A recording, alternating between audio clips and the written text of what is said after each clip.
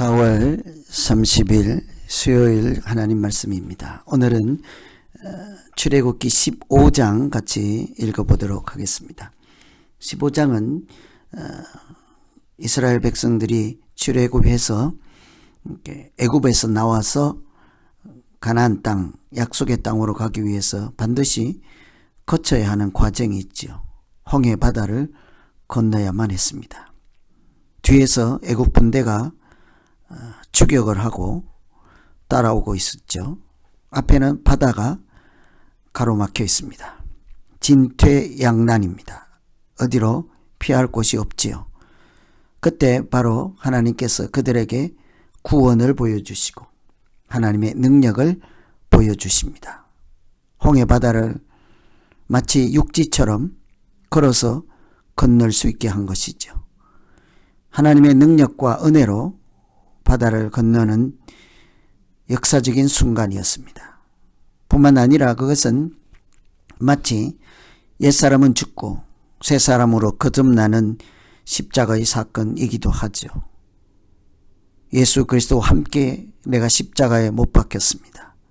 이제는 내가 사는 것이 아니라 내 안에 그리스도께서 사시는 것이라고 하는 말씀대로 마치 홍해바다에서 옛사람이 예수 그리스도와 함께 연합하여 죽는 세례를 행하고 세례를 받고 거듭난 하나님의 나라 백성으로 탄생하는 과정이기도 하죠.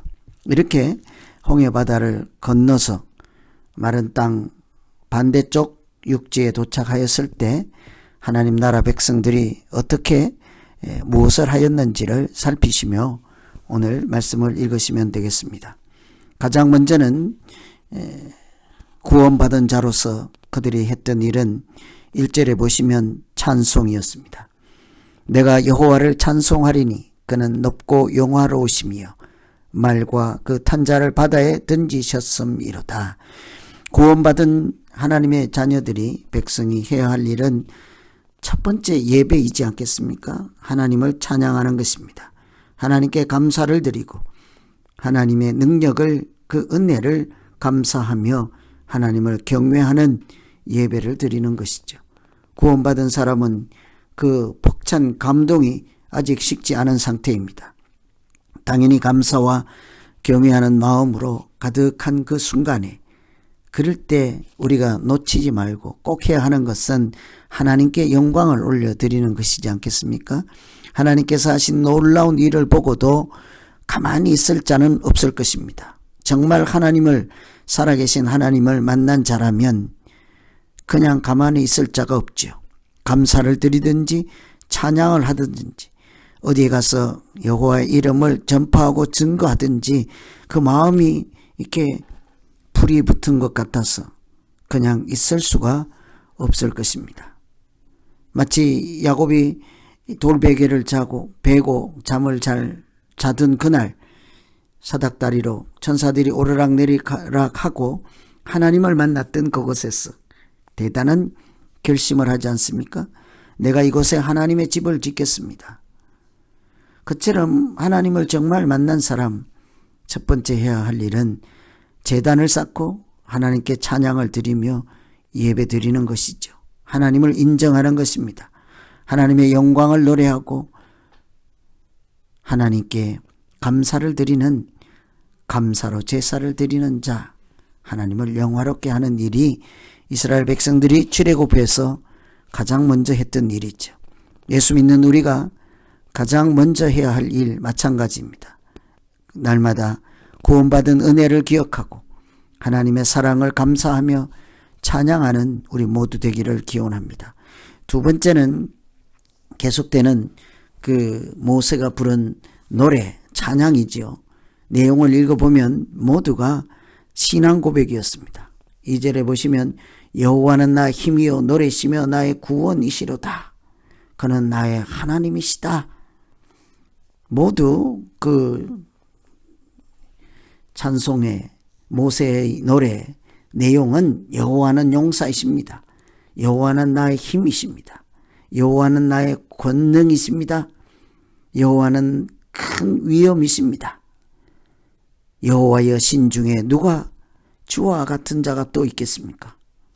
이처럼 이 노래는, 이 찬송은 단순한 찬송이 아니라 자기들의 신앙 고백이었습니다.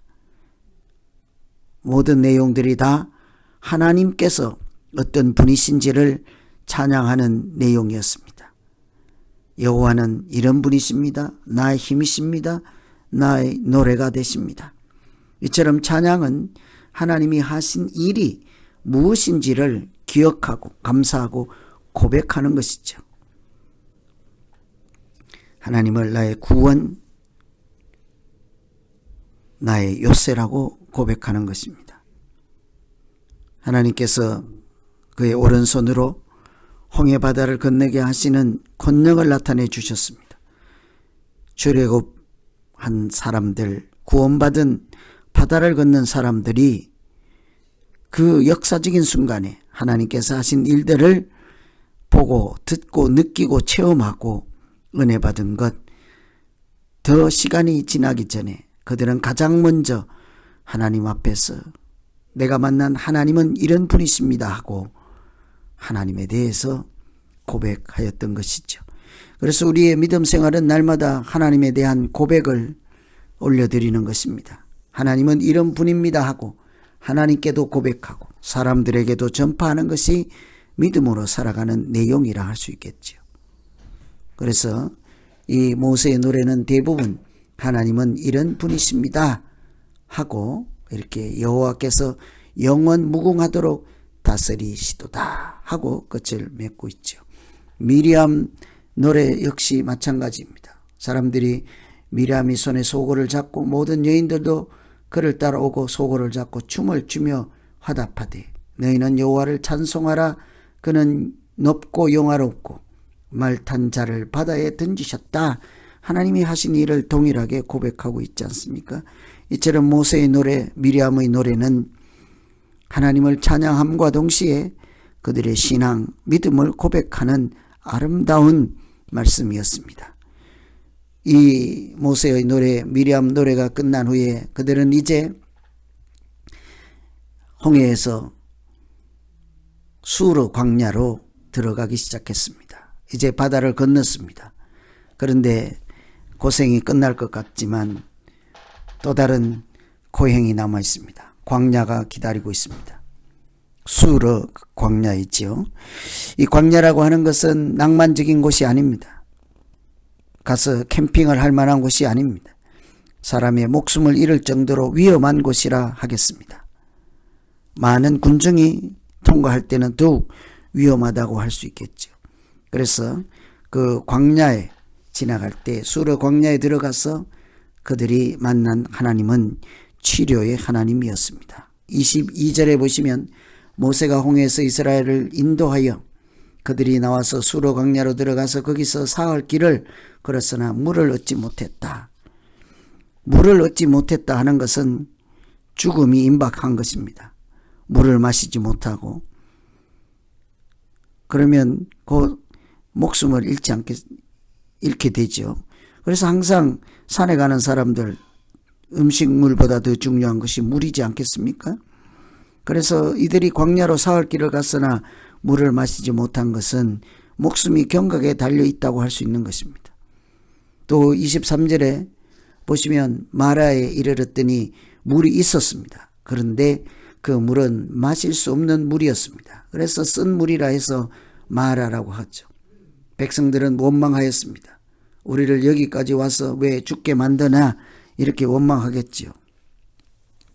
하나님을 따라가는 길, 그것은 평탄한 길이 아닙니다. 우리 모두가 믿음으로 살아가는 길은 어쩌면 매우 좁은 길입니다. 어쩌면이 아니라 정말 좁은 길입니다. 고난의 길입니다. 많은 사람들이 가는 넓은 길하고는 비교할 수 없는 고난의 길이라 할 수 있겠죠. 목이 마르고 배도 고프고 힘이 들고 그런 길을 가는 것이 믿음 생활입니다. 사흘 길을 가도 먹을 물을 이렇게 만나지 못했을 때 자연스럽게 원망하는 소리만 들리게 되었습니다. 마실 수 없는 물 앞에서 좌절할 때 하나님은 그들에게 한 가지 조치를 처방을 내리시죠. 25절에 보면 모세가 여호와께 부르짖었더니 여호와께서 그에게 한 나무를 가리키시니 그가 물에 던지니 물이 달게 되었더라. 거기서 여호와께서 그들을 위하여 법도와 율례를 정하시고 그들을 시험하신다. 하나님께서 쓴물을 마실 수 없어서 모두가 원망하고 목숨이 위험할 때 그 물을 말씀으로 치유하지 않습니다. 나무를 가리키고 모세가 그 나뭇가지를 물에 던질 때 쓴물은 단물이 되었습니다. 왜 하필 나무겠습니까? 나뭇잎이 아니고 뿌리도 아니잖아요. 우리를 구원하시는 십자가를 생각할 수 있습니다.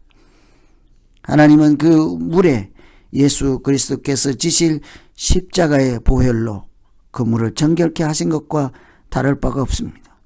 나뭇가지를 앞으로 예수 그리스도의 십자가로 우리를 구원하실, 그래서 우리의 목숨을 구원하실 그 일을 우리로 미리 보고 배우고 듣게 하셨습니다. 우리가 목이 말라 타들어갈 때 세상 속에 함몰되어서 하나님을 알지 못하는 꺼져가는 등불로 살아갈 때 하나님은 예수 그리스도를 십자가에 내어주시고 그 은총으로 우리를 치료하시고 고쳐주시고 구원받은 자녀로 살게 하였습니다. 광야에서 이미 오래전에 나뭇가지를 물에 던질 때 하나님은 쓴물을 단물로 바꾸시고 그들이 마시게 하심으로 그들의 생명을 구원해 주셨습니다. 그래서 그들은 그곳에서 치료의 하나님 만나게 되었습니다. 뿐만이 아니라 그 어려운 과정을 지날 때에 그들은 드디어 27절에 그들이 엘림에 이르니 거기에 물샘 12과 종려나무 이런 그루가 있는지라 거기서 그들이 물 곁에 장막을 치니라. 물이 없는 광야를 통과하고 고난의 과정을 통했을 때 하나님은 그들이 끝까지 좌절하고 넘어지고 다시 일어서지 못하도록 나락으로 절망으로 내밀지 않았습니다. 그들이 마침내 도착한 곳은 엘림이죠. 엘림은 능력이라는 뜻입니다. 고난이 지나면 하나님은 엘림, 하나님의 능력을 맛보게 하였습니다. 그곳에 종려나무가 이런 그루가 있었습니다. 물샘 12이 있었습니다. 마치 에덴 동산과 같은 그림으로 보이지 않습니까? 하나님은 고난과 시험의 장소를 지나 통과할 때 은혜의 자리를 예비해 두셨습니다. 마라에서 우리의 믿음을 점검하게 하시고 하나님의 능력으로 우리를 고치시고 새 사람 되게 하신 다음 고난을 이기고 인내로 연단으로 거칠 때 하나님은 소망을 준비하고 계셨습니다. 우리는 오늘도 마라와 엘림 두 사이에 서서 어느 길로 갈까를 고민하고 있지 않습니까? 항상 마라만 바라보지 아니하고 하나님께서 치료의 하나님, 능력의 하나님으로 우리에게 다가오셔서 엘림을 예비하시고 마치 에덴 동산과 같은 하나님 나라로 인도해 가실 때 우리가 더 이상 넘어지지 아니하고 실족하지 아니하고 모두 다 하나님의 인도하심을 따라 물샘과 종려나무 이런 그루가 있는 사막의 오아시스 같은 푸른 초장과 같은 쉴만한 물가가 있는 곳으로 여호와의 인도하심을 따라 오늘도 하루하루 믿음 생활에 승리하는 모두 되기를 기원합니다. 오늘 말씀은 출애굽기 15장은 홍해바다를 건넌 그리고 그 육지에 도착한 사람들, 구원받은 자들이 해야 할 일이 무엇인지를 우리에게 잘 보여주었습니다. 가장 먼저는 찬양합니다.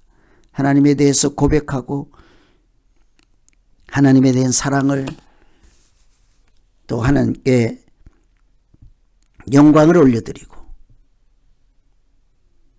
내가 만난 하나님을 사람들에게도 증거하며 살아가는 우리 믿음 생활이 될 수 있도록 모세의 노래와 미리암의 노래 가운데서 하나님께서 우리에게 말씀해 주시는 하나님의 뜻을 잘 새기면서 오늘 출애굽기 15장 차근차근 읽으시면 되겠습니다. 각자가 마음을 정하게 하시고 또 시간을 정하여서 차분하게 한자 한자 정성껏 읽어나갈 때 하나님께서 깨닫게 하시고 천국을 열어주시는 귀하고 살아있는 하나님 말씀 되기를 기원합니다. 기도하겠습니다. 하나님 아버지, 홍해바다를 건넌 이스라엘 백성들이 하나님을 찬송하고 하나님께 영광을 돌리고 하나님은 이런 분이십니다 하고 자신있게 소리 높여 외치는 그곳에 우리의 마음도 있게 하여 주시옵소서.